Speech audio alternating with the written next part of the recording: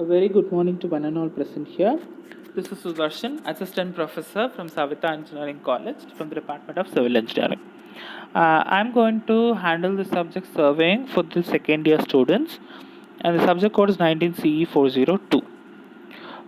This surveying mainly deals with field measurements, um, mainly determining the position of points on the ground. That will be helpful for the purpose of construction or for getting data about a particular land profile. To move on, the overall outline of today's session, the units of surveying and the textbooks, the definition of surveying, the purpose of surveying, the principles of surveying, and the various types of surveying. The various units involved in this subject surveying is Unit 1 deals with fundamentals of conventional surveying and leveling, where in this we have basic types of surveying like chain surveying, compass surveying, and leveling. Unit 2 deals with theodolite and tachometric surveying, where theodolite is an advanced level of dumpy level, where we can measure both horizontal and vertical angles, and a normal theodolite fitted with an analytical lens is a tachymeter. Unit 3 deals with control surveying and adjustments, where we have control on the measurements in terms of horizontal and vertical, and on the various measurements taken, we need to do adjustments, corrections, and find the corrected values that we'll be learning in Unit 3. Unit 4 deals with modern surveying, where we have total station and GPS surveying, and Unit 5 deals with advanced topics in surveying, where we have aerial photography, remote sensing, hydrographic surveying, and anatomic surveying, etc. The textbook we generally use is Punmiya, uh, Ashok Kumar Jain and Arun Kumar Jain by Lakshmi Publications, and the second one is Venkatramaya Textbook of Surveying by the University Press. So let us start with today's session. What is surveying? So mainly surveying is defined as the art of determining the relative position of points on or near the surface of the earth.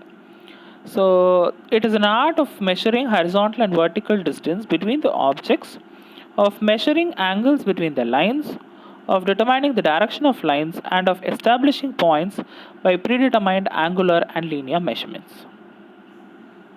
The main purpose of surveying is preparation of maps or plans, which are the basis in planning and design of engineering projects such as route location of a railway line, roads, and water supply scheme.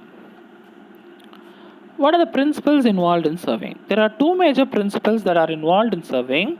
The first principle is working from whole to part, where for surveying, establish control points with high precision by the use of triangulation and precise leveling. The area is further divided into a number of triangles, which are surveyed with less accuracy. And the second principle is to fix the position of a new station. At least two independent processes are required, either by having a linear or an angular. So this will be shown by the further diagrams. In this, you can find a picture of blue color, where the blue color represents a big layout or a big land. Assume it's as a whole. The next picture shows the principle 1, where from whole to part. It is divided into a number of triangles.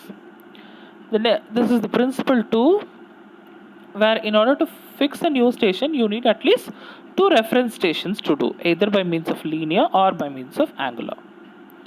Next, what are the various types of surveying? Majorly, surveying is classified into two types, geodetic survey and plane survey. Where in geodetic survey, we include the curvature of the earth.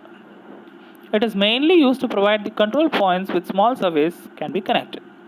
So this survey is extended over large areas of more than 200 square meters. So this is the geological shape of the earth, where you will consider the curvature of the earth.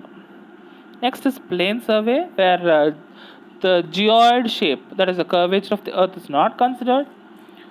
It is assumed to be plane. Here it will be less than 200 square kilometers. So this is how you do a normal plane survey. Well, how surveying is further classified? Surveying is further classified based on instruments. So based on instruments, it is classified as chain surveying, compass surveying, plane table surveying, dumpy level surveying, theodolite surveying, total station surveying, and GPS surveying. Based on methods, it is classified into triangulation and traversing. Based on purpose, it is classified in terms of geological survey, studying about geological features, mine survey by mining, military survey in terms of military defense, archaeological survey about the subsoil features. In terms of nature of field, it is based on land, it is land survey. In terms of water, it is hydrological survey. In terms of astronomical survey, in the sky, we consider the triangle, astronomical triangle in terms of astronomical survey and in terms of aerial survey. So these are all the various types of survey that is generally used. In this surveying, we'll be learning mainly about, in this unit, we'll be learning mainly about chain, compass, and leveling. Thank you all for the attention. If you have any doubts, kindly post the questions. Thank you, one and all.